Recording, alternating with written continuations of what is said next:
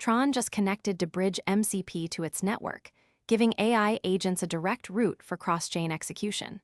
The TRON Bridge story is not about a new button on a wallet. It is about turning one of crypto's messiest jobs into something developers can call from code. Cross-chain execution means an app can move value or route a trade across different blockchains without sending the user through a maze of separate bridge screens.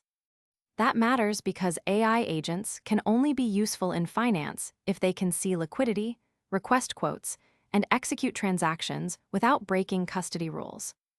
The mechanism is deBridge's Model Context Protocol server. In plain English, it gives software a lightweight interface for liquidity, pricing, routing, and execution across supported networks. A developer can work inside an IDE or an agent-based system and ask for a route instead of building a custom bridge stack from scratch. The TRON bridge angle becomes more serious here because the agent does not need private keys. Transactions still require secure signing, so the user or application owner remains in control of the asset approval. That is a developer adoption point, not a price claim. The easier it is to request routing inside normal coding tools, the more likely small teams can test multi-chain features without hiring a dedicated bridge engineering team. That custody detail is the line between useful automation and dangerous automation. If an agent could touch private keys, a bad prompt, hacked workflow, or compromised tool could turn into direct asset loss. The integration instead abstracts the routing work while keeping the signing step separate. For users, the visible benefit would be fewer fragmented bridge flows. For developers, the benefit is less infrastructure work before they can offer multi-chain payments, swaps, or settlement features. For TRON, it extends the network's role beyond one-chain activity into programmable execution across chains. The scale behind the network makes the timing notable. TRON has been used heavily for stablecoin transfers, and current figures show more than 376 million total user accounts, over 13 billion total transactions, and more than $27 billion in total value locked as of April 2026.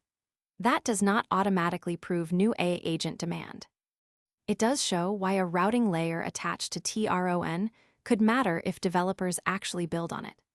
The TRON bridge question is whether existing payment and stablecoin activity can translate into automated multi-chain workflows. The open risk is not only technical. Cross-chain systems depend on route quality, liquidity depth, solver behavior, and user signing discipline. Real-time pricing is useful only if the route can settle cleanly and users understand what they are approving. A unified interface can reduce confusion, but it can also hide complexity from the person signing the transaction. The next proof point is not a slogan about AI finance. It is whether applications use the deBridge connection to complete real cross-chain actions without forcing users back into manual bridge troubleshooting. Route quality is also measurable. If users see bad quotes, failed settlement, or confusing approvals, the clean interface stops being an advantage and becomes another risk layer. The practical takeaway is simple. TRON is trying to make cross-chain execution callable by software, including AI agents, while keeping private keys outside the MCP server. If that works in production, developers get a faster path to multi-chain products and users get fewer broken handoffs between networks. If usage stays limited, the integration remains infrastructure with no visible demand.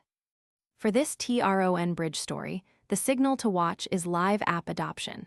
Agents requesting quotes, users signing safely, and transactions settling across chains without extra bridge steps.